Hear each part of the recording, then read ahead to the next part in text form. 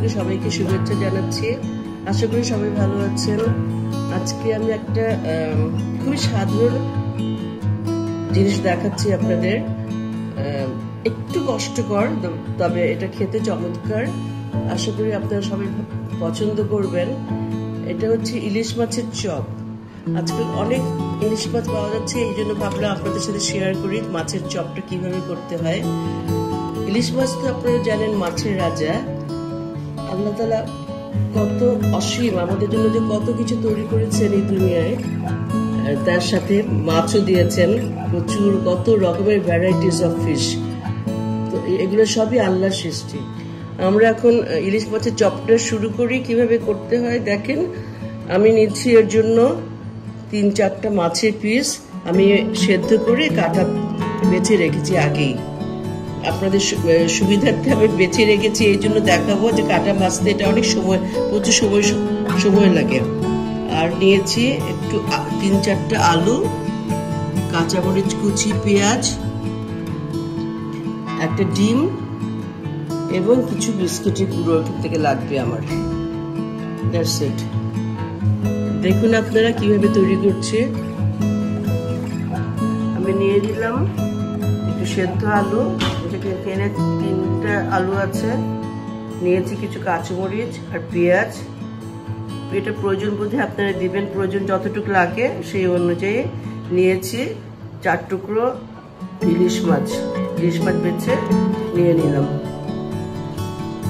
আমি আপনাদের সহজ করার জন্য জিনিসটা আলাদা আলাদা করে দেখিয়েছি।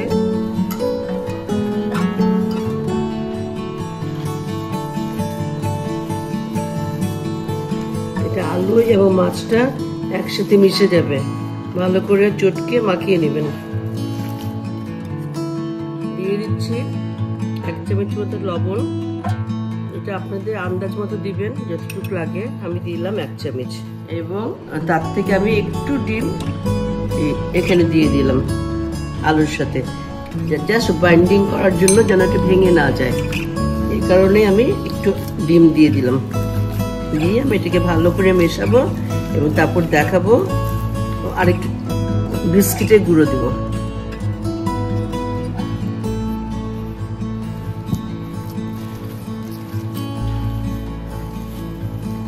এভাবে মাখিয়ে তারপর আমি চপের শেপে এটাকে করে আপনাদের দেখাচ্ছি। নিয়েছি, তারপর এটাকে আমি হাতে নিয়ে আলুটাকে নিয়ে এক একটা করে চপের আকারে গড়ে তুলবো। এভাবে করে চপ বানাবো।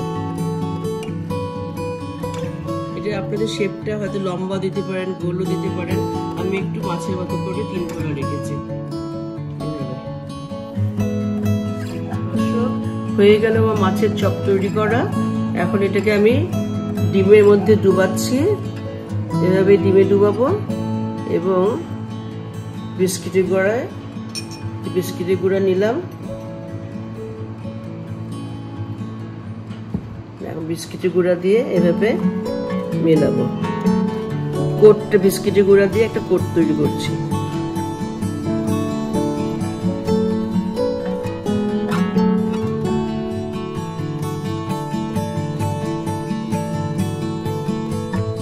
দেখুন এভাবে আমি আপনাদের 2-3টা দেখাচ্ছি। এভাবে করে ডিমে ডুবিয়ে বিস্কিটের মধ্যে একটা কোট তৈরি করে এভাবে তৈরি করবো সবগুলো চপ। আমি একদম ফিরে আসবো এটা শেষ হয়ে গেলে। তারপর দেখুন হয়ে গেল আমার মাছের চপ তৈরি করা। আমি মোটামুটি এখানে 4 টুকরো মাছ নিয়েছিলাম, তাতে আমার প্রায় 15টার মতো চপ হয়েছে। আপনাদেরকে একটা ছোট্ট টিপস দিই। আমি মাছগুলো নিয়েছি একদম লেজ এবং যেগুলোতে কাটা বেশি, মাছের মাথার কাছে যেগুলো হয় কাটা দেওয়া মাছগুলো, কাটা আনা মাছগুলোতে আমি নিয়েছি, কারণ ওগুলো তো সবাই খেতে পারে না। এই জন্য আমি ওগুলোকে বেছে চপ তৈরি করে ফেলেছি। আর ভালো মাছগুলো তো সবাই খেতেই পারে। সো আমি একটু কষ্ট সাপেক্ষ হলেও আমি লেজ এবং অন্য কাদার পিঠের মাছগুলো দিয়ে আমি চপটা করেছি। তো আমি এখানে 4 টুকরো মাছে 15টার মতো চপ তৈরি করেছি আজকে।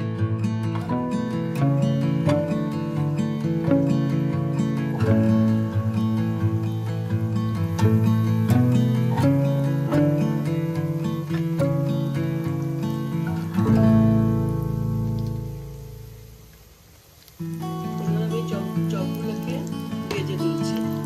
নাড়াচাড়া দিয়ে 1 মিনিট হয়ে গেলে আমি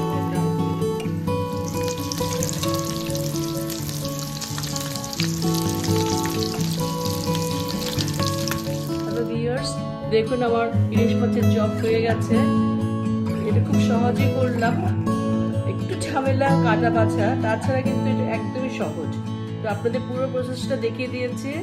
আশা করি আপনারা এটা করতে চেষ্টা করবেন এবং সবাই আমাকে জানাবেন কমেন্ট বক্সে কেমন লাগলো। মাছের চপ বানানো হয়ে গেল কত সহজে। আমি আজকে এটা আমার লাঞ্চে রেখেছি, ইলিশ পোলাও এবং মাছের চপ। এটা আশা করি সবারই ভালো লাগবে এবং এটা আপনারা ইজিলি আপনাদের বাসায় দাওয়াত থাকলে, মেহমান এলে আপনি এটা মেনুতে রাখতে পারেন। চমৎকার একটা আইটেম হবে। Thank you for watching.